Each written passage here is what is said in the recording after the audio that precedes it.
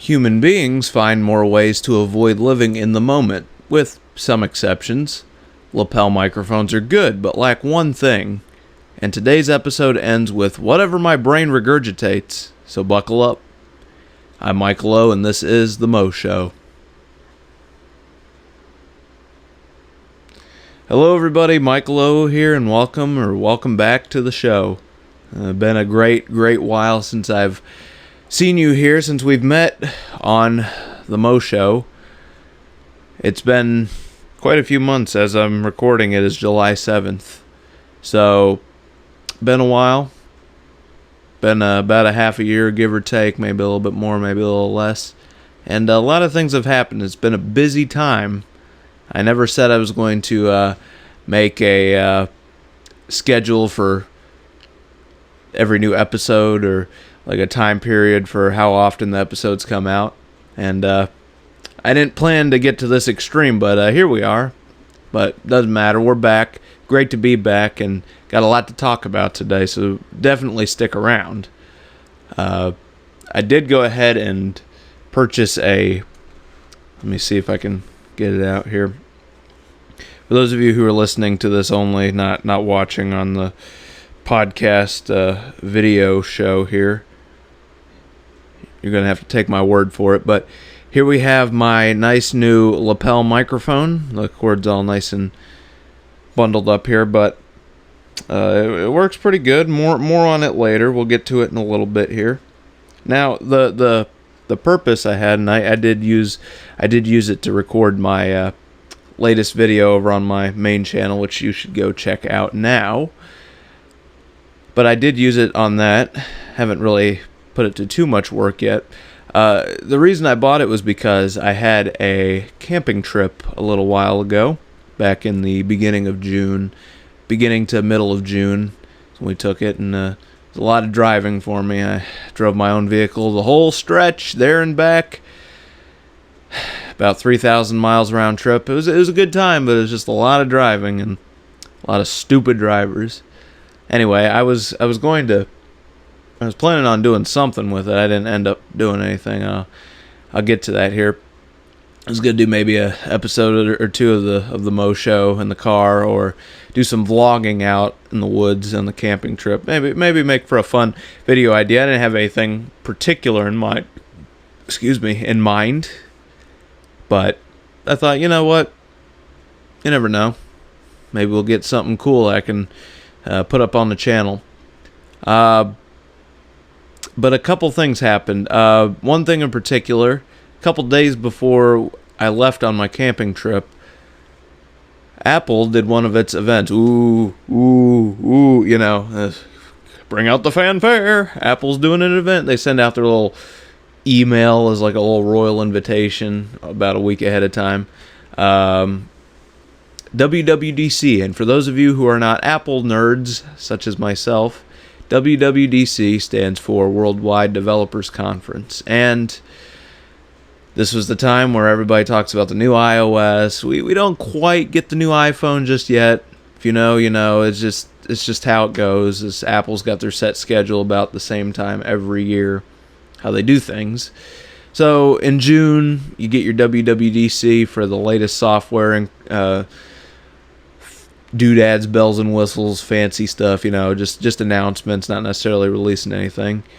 But Apple decided, hey, let's announce something that we've never done before. We're going to release our own AR VR headset, the Apple Vision Pro, they called it. Everything's got to be done the Apple way, of course. So naturally, things tended to be a little bit different. For starters, look, I'll put it this way for you. I'm an Apple fan. I have an iPhone, iPad, Apple Watch, AirPods, the works. This one was a little bit out of my price range. When I say a little bit, I mean it was a good chunk of change. They announced it at $3,500, and I'm like, yikes. That'll get me about a gallon of gas in today's economy. So I was like, well, not planning on buying it, but Apple makes some pretty good video events. The cinematography or whatever the word is, I don't know. I'm no specialist in that, but it's cool to watch these things, and they showed, they showcased the features of like the Apple Vision Pro, big old headset, but it's supposed to feel lightweight because it's Apple and everything's supposed to feel lightweight and seamless, and trademark over all those words, of course, but it looked pretty cool from what I could see. It was a headset. It was supposed to be higher end materials. That's why it was so expensive. It had a screen on the front that showed your eyes. I'm like, that's kind of weird. It's different. It's different. Maybe it's cool, but I'm not really going to be able to test this out. I'm not buying one. So what happened was they showed off all the cool features. I thought, okay, that's pretty cool. You can like go between seeing around you, and like I'll be seeing the room around me. I'll see Pandy, and then whoop, I can open an app over his face. Look at that. I don't want to see Pandy anymore. He doesn't have to be there anymore. I can just start watching YouTube right over his face. Or you can do it to where you have like your custom background. You could be out in the middle of the woods watching a movie. You could be isolated on a desert island. Who knows? The possibilities are limitless. As long as you don't take that battery pack off you.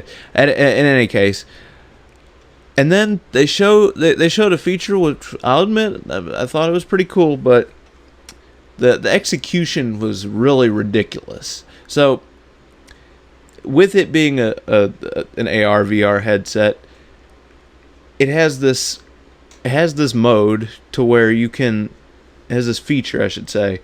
So since it has all the 3D sensors and scanners to detect what's around you, not just a bunch of cameras baked in, but actual like scanners so that way you can see stuff in more 3D and more lifelike appearances. So with that being said, they do have cameras on them, so you can take videos, but then it uses the scanners to pick up people and objects around you, and you can take a 3D video and of what's around you, and you can record it, and you can go back and watch it, and it'll look like real life again. It's cool. But in the demo, they showed a video of a guy who was he was at his daughter's birthday party. She was like blowing out the candles on a cake, what you'd expect to see, and and there's Dad over here with the goggles on recording the thing. Okay, I get you want to relive the memory, but what's the memory going to be for your daughter? Dad's over here with the big old computer all over his face, looking like a cyborg over here. How's that going to ring? Like, it's one thing if you pull out your phone and start recording. Oh, there's Dad. Oh, and he's got his phone out. He's recording the special moment. But, like, Dad, what are you wearing? Like, that becomes part of the memory. It just kind of soils it, It just kind of ruins it. And it'd be one thing if I could, like, put the headset on a table and, oh, cool, you capture it and then you go back afterwards, put it on and then you can rewatch the moment that you lived. But if that's... I don't like it. I don't like that. And that really kind of struck a chord with me. It got me thinking a lot. Are we, even if we're just, that's a little bit extreme. Okay, I get it. Not everybody's wearing these headsets, thank God. Not yet, anyway. We don't live in the year 2136 yet, and we don't wear headsets everywhere we go. Who knows what the future holds? But as far as we can tell right now, and this may not age so well, but as of right now where we are, July 7th of 2023, we are not all wearing headsets, and that can be the norm. And I'd like to keep it that way as much as I can, because it got me thinking. When you're recording so much stuff, and really I do a lot of that for my YouTube, then are you really living in the moment? Or are you just a computer recording everything? Are you just like a dash camera recording everything that happens as a day-to-day footage, like it's clockwork? Like, are you really living in the moment? Everybody wants to, it's a memorable moment, I got to record it, I got to pull out my phone and record it. Why? Can't you just enjoy the moment, and then your brain will keep it as a memory? I mean, you kind of got this thing in you called a brain that does a wonderful job, and you could have memories. I just don't like everything being so digitized, and it just makes you not appreciate the moment, and it kind of soils the memory, to be honest with you, when everybody's constantly got their phones out and just recording everything. I don't like it. I just, and I'm not the only one here. People have been doing surveys, studies, whatever. I don't have the time or the budget to do them myself, but apparently my generation, Gen Z, I'm 20 years old, okay, I fall into this group of Gen Z, is also kind of feeling this way. A lot of them want to go back to flip phones and pen and paper, and do away with the internet a little bit. Not completely, still do phone calls and stuff, but like I can kind of get on board with this, because honestly, you think, well, these are all kids, they all know how to use technology, right? And it's kind of getting old. It's everything's a screen. Everybody's on their phone now, 24/7. Nobody's living in the moment anymore. Like I'm on my phone a lot, I'll admit. I have a screen. I watch a lot of stuff on my iPad when I'm home. Watch TV and stuff on my screen here, but I just there's a lot of things, and really that's why I love going on the camping trip, because we went up into the middle of nowhere in the great state of Wisconsin, and when we got to the picnic area where we around where we were staying, my phone said no service, and you think to some people that'd be a tragedy. I was like, whoa, yeah. I was like, yes, nobody can ping me. No more work group chats, no more messages, no more spam emails, none of that. None of that can get to me. And it was a nice time. I didn't get pinged constantly. I went out. We had some time with family I haven't seen in a long time, and we had some good eating, good grilling out. Went out on a boat, brought a little inflatable boat. Of course, I didn't sleep in a tent. I slept in the back of my car, but I'm just like, I left the window open. Give me credit here. Give me credit where credit's due. It was nice. It was nice and cool. Fresh air, the countryside. Nobody around for miles. Where is my water bottle? Here it is. Did a little bit of hiking, a little bit of walking. It was a fun time. It didn't have to be the most entertaining thing, or flashy lights, bling bling. Doesn't have to be fancy like that. Sometimes you just need to get away.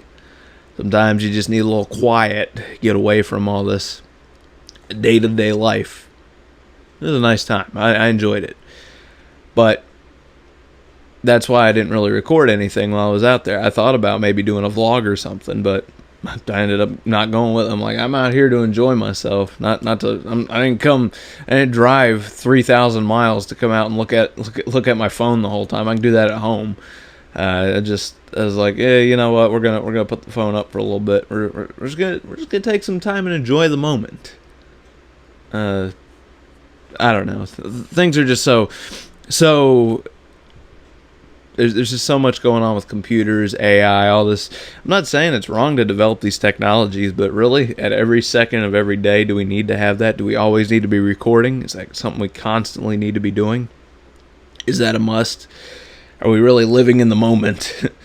Live those memories out. Come on, you only get so much time on Earth before you die. I'm just being real here. Enjoy that time you get.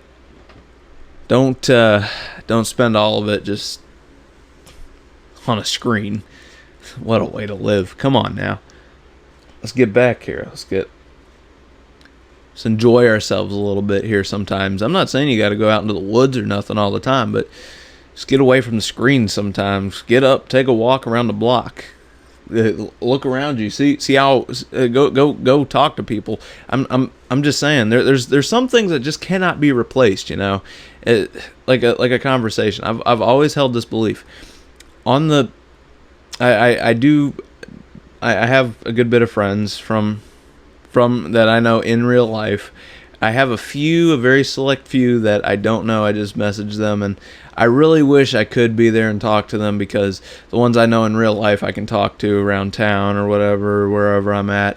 I wish I could. A lot of the people that I don't necessarily get to talk to except by messaging or whatever, social media or anything like that. I wish I could talk to them in real life, because there's really nothing that could beat being there with a person or a group of friends or something. It's just not, as much as we like to pretend, and I send back Instagram reels as much as anybody else does to their friends, but at the same time, you can't replace some things like a conversation or like real customer. Everything is, you know how many robocalls I get a day? Oh my goodness, I'm so sick and tired of it. Or when you call like tech support, or like the support line for the help center for anything, it's just like you get like, press 1 for more options. It's like, let me talk to a human being, representative. It's annoying. You just need to talk to people sometimes. Building relationships is what's gonna make the difference in life, and living in the moment is how you do that. There's some things that just cannot be replaced. Maybe a good substitute, maybe a good filler. When I can't be with my friends or family or whatever, I can message them. That's cool, but can't replace that. You can't just have a purely online, friendship or whatever. That's not how that works. So try to live in the moment a little bit here. Get away from it. Get up from your desk. Go touch some grass. Go for a walk. Just have a 10-minute walk. Clear your mind a little bit. I've had to do that a couple times. Well, more like an hour walk in a lot of cases of it. I've been having a lot going on, but that's just busyness of life. You got to live with it. But yeah, I mean, I've been thinking about that. I've been chewing on that a while. It's a crazy world we live in, and it's only going to get crazier. But all we can do is look our best, live our best, sound our best, have a good microphone. We're getting into that. I'm trying to transition smoothly here. Smooth transition, huh? I think I killed it by pointing out that I was transitioning. But anyway, I'm just going to jump on it now. I showed you the microphone a little while ago. The little lapel microphone is so cute. So, I bought that. I used it to record my last YouTube video. I thought I was going to use it on my camping trip. I didn't end up using it. I'm going to use it. I've tested it out, of course. I mean, it was like the first thing once I got it. I'm like a small child with that kind of stuff. I get real excited when packages come in the mail. I'm like, ooh, I paid for it. I might as well get it. Come on. Not enough to not pay for free shipping most of the time. But most of the time, I just stick with the free shipping. I'm like, I'll wait. I'm not paying $10 extra to get it a day earlier. But when it gets here, I open that box like a little kid on Christmas, jumping up and down in the air. Mommy. No, I don't do that. But I did test it out. I did test the microphone out, and I like how it sounds. That's why I didn't cheap out and buy the cheapest one on Amazon. This is the Shure, what was it? MV7, I think it was. I think that's what it was. Lapel microphone, the very basic one. Sounds great though. I'm glad I went with that. So,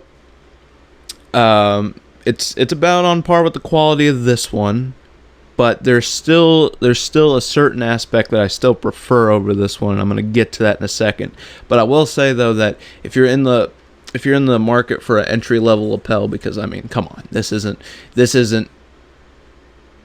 a famous show or anything. I don't have a super famous YouTube channel or social media or anything. Okay, I'm just buying entry level stuff here. So I'd show you this microphone, but number one, that would require editing, and this is a strictly unedited show. We don't use fancy editing effects here. And two, I don't have a soundboard or a audio interface because I haven't bought one yet. So I can't do more than one mic at a time. But take my word for it, it sounds pretty good. Sounds really nice and clear, even though you mount it down here on it's a lapel microphone. So it's what you'd expect. It's nothing glamorous. It's entry level. There's two options really when you're in this market and price range. You can either get the Shure one, Shure, or you can get the Rhodes one. So basically, I went with this one because it sounds more natural. It doesn't have as thick of a sound, and I actually prefer that because it adds the Rhodes one adds a little bit of weight to vocals, which I mean I get it because you wearing it here. Obviously, it's going to pick up what you're saying primarily, but it's really good at cutting out background noise. Not to an extreme, not like a super professional microphone, but it does a decent job of it, and it doesn't really add any thickness. It just kind of picks up what you're saying, but it does have a nice tone to it. Because, like I said, it's a well-known brand, and it does good. Now, there is one thing, and I spent more money on that, not by huge amounts or anything. I think I spent like $70 on the lapel, and I bought it brand new and everything. I spent $40 on this microphone here because this was also an entry-level one. And yes, I am using a little bit of an equalizer on it, but one thing you just can't replace with something like this. I mean, for those of you watching, let me show you again here. So this right here is the microphone. However, this is just a clip that comes off. So this right here is this is a little foam windscreen. So this is the capsule, itty bitty microphone, and I mean, considering the size, it sounds great. There's nothing wrong with it, really. I mean, it is what it is. But look at the size difference here. I mean, just compared to my microphone here, just look at the size difference. Okay, I'll put the windscreen on because this does have it. But I mean, still, just it's like it, and that's the way it's supposed to be. But you just can't duplicate one thing with this small of a microphone, and that's there's just a certain. Remember, I was talking about that thickness. There's like that weight, that vocal weight, that thickness to the human voice that this just cannot. It can't. I can't get my clip back on. Great. What have I done? Okay, there we go. There's just a certain weight to the human voice that you can get out of this. You can't get out of the lapel microphone. It's just another different level. Now, like I said, I used that one to record my latest YouTube video, and that's fine. On the main channel, that's fine. It works great. Over there, I'm not nitpicking on audio quality as much, and this isn't some professional multi-$1,000 setup. Obviously, I just told you this one costs less than the lapel did, because it did. And this was a starter pack. This is the Toner BM 700, I think, something like that. I got it off Amazon way back when, before the inflated prices hit, even. I'm using this for the podcast because this is primarily audio. There's no fancy video effects because I don't edit these shows. There's nothing like that. And the Mo Show is something you can listen to, just the audio. Some of you probably are just listening to the audio of this without the video. So the audio in that case is the only thing that is coming through to you. Is like that's it. There is no video or anything. Just my voice. That's it. So I need this. I need that on the Mo Show. I need that for the podcast. I need to use this one because it has that thickness to it. And like I said, I'm using an equalizer because naturally this one sounds a little bit flatter. That's just because it's cheaper. It doesn't have as dynamic. If I ever do upgrade the capsule on this, I'll probably buy a more expensive one eventually in the future. But for now, this does the job just fine. Sounds pretty good. Not anything fancy. Not terrible. Does what I need it to. And so that's my take on the Shure microphone versus the I should say the lapel microphone versus the studio one here on the boom arm. Now, let's get into whatever my brain regurgitates. We're to that point in the show now. This could get interesting. And the reason this could get interesting is because I don't have anything planned for this. Yeah, that's really the whole point of this. But the reason this could be interesting is because it is 9:47 p.m. on a Friday night. It's the end of the week. It's the end of the day. This is human intelligence at its finest, folks. Enjoy. I have the mental stage of our current president of the United States. Yes, I do. I'm very good. What are we talking about again? I'm not going to drill all over my microphone, but you get the point. Hey, that is actually a good idea. Let's talk politics then. Right now we are looking at Donald J. Trump versus Rob the Sanctimonious Ron DeSantis on the right side, on the Republican. Who knows? Somebody could crop up. It's possible. I'm no political genius. I keep up with it fairly closely, but it's not really like my specialty, if you will. I enjoy it. I think it's important, but it's not the be all and end all of my life. It's not the thing I'm best at, per se. Much better people than me. But I will give you my take because it's my show, and me. I do what I want. When you get your show, when you get your own show, you can say whatever you want. So I'm not gonna declare anybody a winner yet. I don't really have that much of a preference. Donald J. Trump over Rob the Sanctimonious. I don't understand Trump's attacks on Ron DeSantis, though, at this point. I'm going to be honest with you. Why are you attacking the dude from the left? Why? Why are you saying that? Why are you saying that you're more liberal than him? I don't get that. I don't understand that. He's been talking about how strict Ron DeSantis is on abortion and stuff like that. Which, I mean, I get it's a controversial issue. But why, considering your party, your supporters, why would you use that as a line of attack? I'm not saying I hate Ron DeSantis. He's got me saying it. Ron DeSantis or Donald Trump. Don't really prefer either one. Not going to say either one's going to win. I'm not going to say I hate either one either.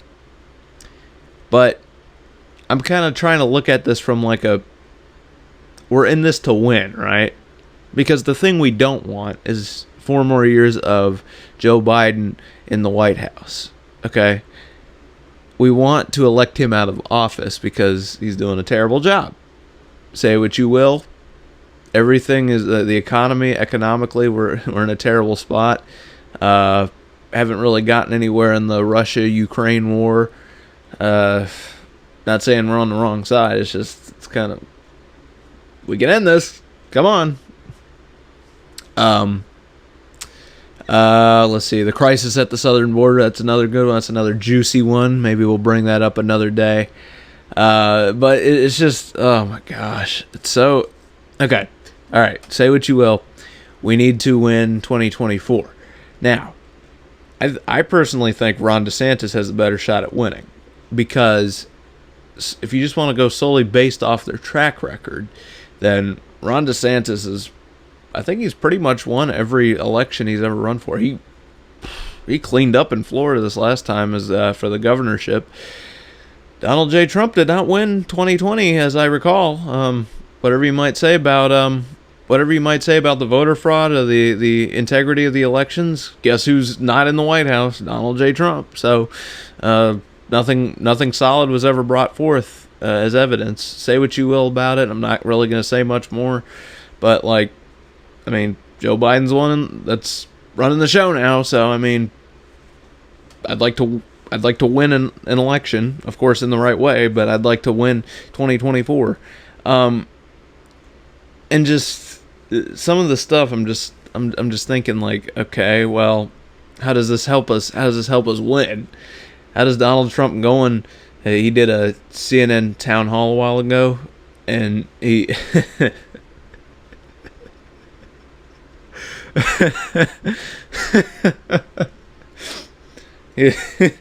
of course he called, I forget who the moderator was or the anchor or whatever, but he ended up at the end of the night, in true Trump style, of course. He went on and he's like, "You're a nasty person for asking me all these questions," and the crowd went wild.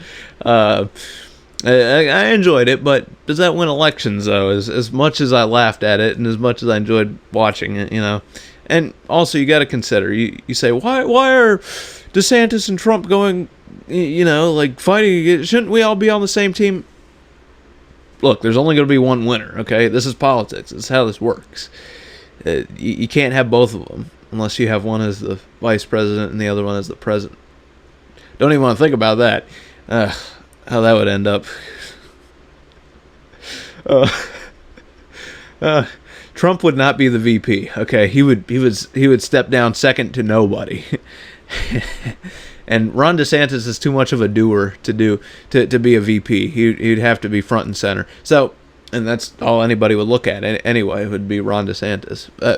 But putting that aside, there can only be one winner. So we got to see who's taking the best approach here. And I'm not going to say that it's over for Trump, because some people, I've heard a lot of people say, "Oh, the things that Trump's saying right now, I mean, he's just done for. There's no way he can win this." Really? Really? Okay. Donald Trump is a very strategic, not necessarily long-term strategic, but he's a very smart businessman, and he probably has some tricks up his sleeve that nobody would ever see coming. Nobody that you've ever seen would ever see it coming. I know it because I built these strategies with my own two hands. So I'm not going to rule him out yet, because I'm not dumb enough to do that.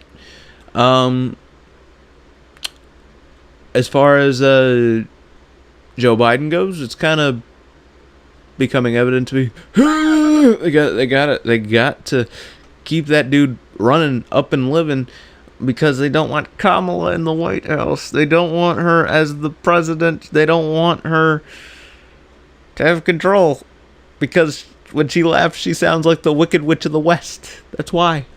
Okay? So, that's why I'm thinking that's why he picked her, was because he knew that would make him look like the lesser of two evils here. What looks worse? Somebody who cackles every time you remotely ask her a question about anything and just repeats the question back while cackling. Like, it's just like, do you regret anything you've said? Do I regret anything I've said? Okay, like, what? You're so bad at this. Or would you just rather have, like, a corpse? like I don't know. Like, I want unity and economic prosperity. Where's my ice cream? It's how it is. Everybody can see what's going on. Everybody can see it. It's not hid from anybody. It's pretty obvious, and it's beginning to spiral out of control. I'll close up the show today with speaking of spiraling out of control. Not necessarily yet, but making very fast progress. Things are happening very fast in the world of AI. Different AIs, you're seeing all these companies. If they're smart, they're putting their AI out into the game. And, this goes past anything like Siri on your phone or Google Assistant on your Android phone. It's just, it's way past that. But looping right back around to what I said earlier, how much do we want to be computerized? There's certain things that human beings can just do better. I'm just saying. Just putting that out there. Excuse me. Just putting that out there. There's some things you can't replace it with. And be careful how much you give AI, how much power you give AI as well. Because if something glitches out on that, if something goes wrong on your phone, I mean, you just wait till a new update comes out and fixes the glitch or whatever. If it's that bad. But if it's imagine if you got something that you give a whole bunch of power to and it just glitches into an endless loop and nobody notices it or fixes it. Like, how bad that could go. Nah, I don't like that. I don't like the idea of that. I'm just me personally, I don't like the thought of that. I mean, some of these, you know, people are they're doing Neuralink. Elon Musk's brain chip company. Like, okay, it's cool that you can make like the blind to see or the deaf to hear with it, because you know they couldn't they couldn't do that before, and now you give them sight. Okay, that's pretty cool. You know, I like that. But I mean, when they're trying to implant chips and stuff in us, you know, even I've seen some people just get it as a security pass. You know, like the closest thing I have would be this Apple Watch with the cracked screen protector, nonetheless. Yeah, the problem with that is though that or the not the problem, but the caveat with that is I can just take it off, power it down at any time I want. If you got a chip in your brain, you can't just like bloop pull that out, you know, like a USB stick. That's not how that works.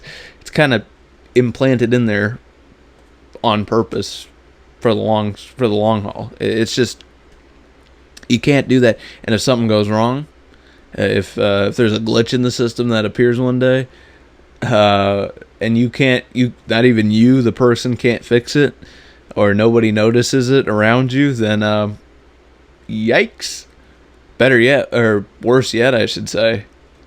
Worse yet, what if somebody gets the wrong idea? What if they get evil intentions with that? Like what if they wanted to make you do something against your will, hold you at ransom? Or worse yet, maybe they just want to make a buck off of it, and they're like, well, now that I'm thinking about it, you shouldn't be able to breathe unless you pay me $20 a month. You know, breathing plus. You know, pay your Breathing Plus subscription, and we'll do that. Otherwise, bloop, and off goes your breathing. Now, I'm not sure if that's exactly how it works. I'm not saying I know everything or anything about it. I'm just trying to bring some sense to the conversation here. Give you something to think about. Give you something to think about here before it's too late, before you get a chip put in your brain. So, well, don't power that down. As for me, I might have to power mine down. I might have to go to bed here in a little bit. But good to be with you today. Glad to catch up. Hope you enjoyed it. Yeah, make sure you come back next time. I'm Michael O, and this is The Mo Show.